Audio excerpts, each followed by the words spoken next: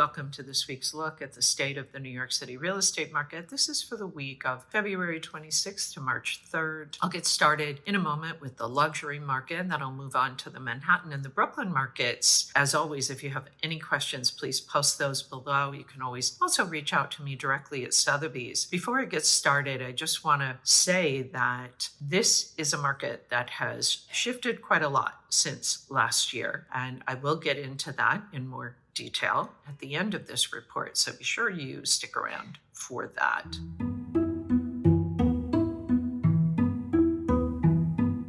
Okay, here's what happened last week in the luxury market. There were 27 contracts signed for properties that were priced at $4 million and above. That is 2 fewer than the previous week. 5 of those were for properties that were priced at $10 million and above. Those are considered trophy properties in our market. 16 of those were condos, 6 were co-ops, 1 was a condop, and 4 were townhouses. 17 were uptown and 10 were downtown. We're going to take a look now at the number 1 contract that was signed last week. It was the 9th floor at 778 Park Avenue. It was asking $20 million. It was reduced from $25 million when it was listed back in October of last year.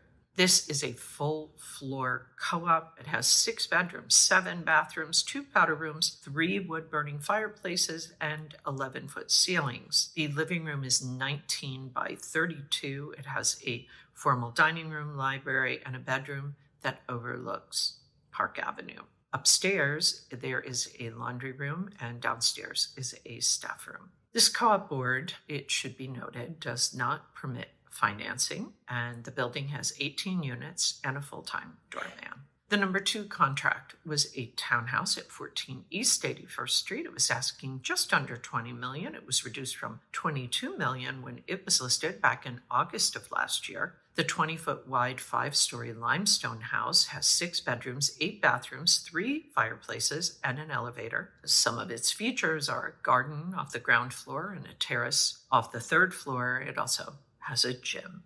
Okay, that is it for the number 1 and number 2 contracts. If we look at the stats for last week in the luxury market, the total weekly asking price sales volume, $237,490,000. Average asking price, $8,795,926. Median asking price, $7,350,000. Average discount from original ask to last asking price, 11%. Average days on the market, 605.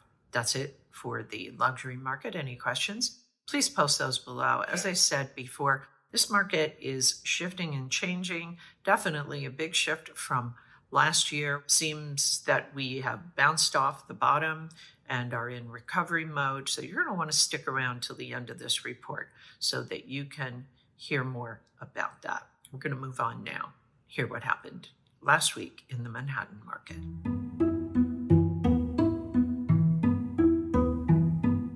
Last week, the supply was up 454 properties, 44%. Contracts signed down 1%, 206. Off-market properties, 173. That jumped over 60%. If we look at the 1-month view of the supply, we see that is up a little over 37%, 1,533. Nice to see that increase in supply, and the contract signed up 31% and change, 933 contracts signed, up 31, little over 31%. Off market, 535, up a little over 16%. If we take a look at the market pulse, that is up over 199% from last month, up over 179% since last year. We're definitely kind of in that seller's market territory, as I mentioned before. This has to do with the balance between the supply and the demand. But we can also see that the tail end of this graph is showing that it's falling just slightly. Again, this has to do with balance between supply and demand. If we look at the liquidity pace chart, this 30-day moving window of contract signed, 930, up 29.3% from last month, up 3.3% from last year. The climate index, is this an easy market for sellers? Is this a challenging market for sellers? We can see that we are in that neutral territory. This is very likely feeling like a relief for sellers. We'll begin to feel a little more of a relief for sellers. I mentioned last week, these are the best listing conditions that we have seen since last spring. Be interesting to see if it continues. Hopefully it will. We're going to take a look now and see what happened last week in Brooklyn.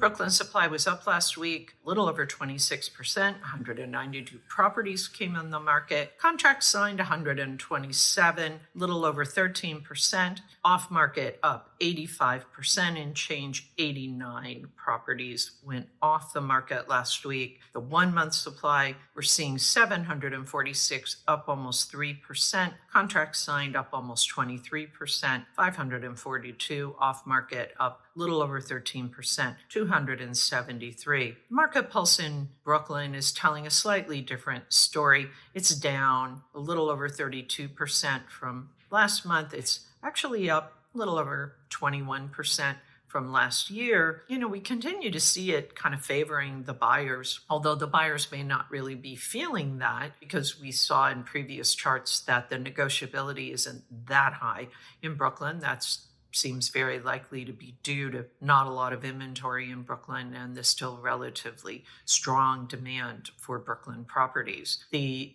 liquidity pace chart is showing us this 30-day moving window. Contract activity, 532 contracts. We see that moving up over the last 30 days. The Brooklyn Climate Index, we see this neutral level again, like we did in Manhattan again, kind of a relief to sellers. And as I mentioned before, very likely a bit confusing to those buyers in Brooklyn who may be looking for discounts. I'll get into that as I wrap up this report and give you my thoughts and recommendations and advice to buyers and sellers who are active in the market. So stick around for that. As always, if you have any questions, please post those below. You can always also reach out to me directly at Sotheby's. So what does this all mean? We'll take a look at the luxury market. There were 27 contracts signed at $4 million and above. That's 2 fewer than the previous week. 5 of those were in the trophy category, $10 million and above.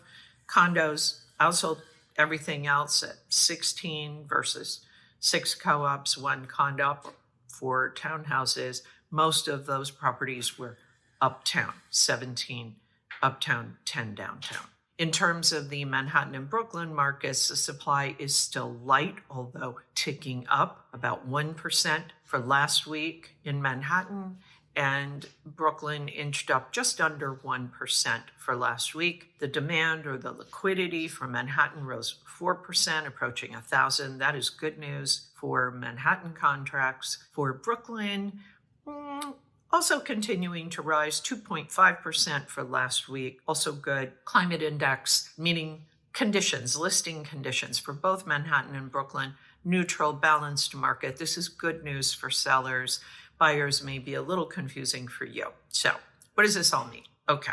If you are a seller, I've said the market conditions have shifted into neutral. This is a more balanced market. This is better for you. These are the best listing conditions we have seen since last spring.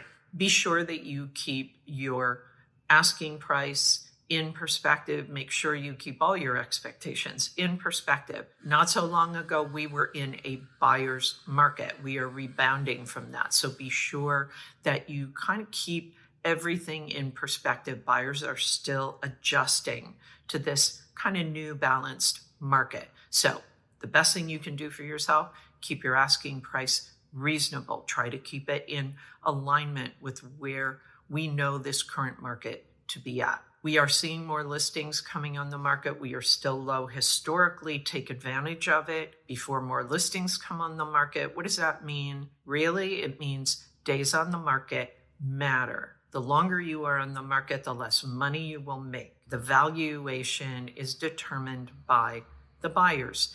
The longer you are on the market, the less value your property has in the eyes of the buyers. So if you can get your deal done in the first 30 days, meaning you can get your offers, your deal negotiated, and your contract signed within the first 30 days, you're going to make the most money. So you do that by setting a reasonable asking price, by making that great first impression with great photos, videos, et cetera, et cetera. You just want to make that first great impression. You want to be best in class. And that is how you're going to get your deal done as quickly as possible. Buyers, you've heard me say this climate index is showing that we are in a more balanced, neutral market. Your window of opportunity, like your maximum leverage, is likely behind us.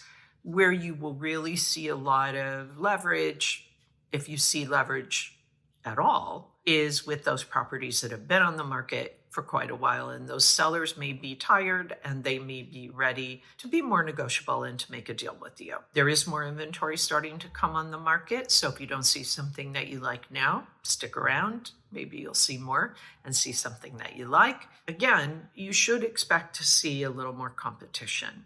Don't be surprised if when you're making offers, there are other buyers making offers for the same property, especially if those are properties that are new to the market and they're well priced. Okay, that's it for this week's look at the state of the New York City real estate market. As always, my thanks to Urban Digs and the Olshan Luxury Report. The work they do helps me to help you to make great decisions. I'll be back next week with the very latest news on what's happening in the New York City real estate market. In the meantime, take care.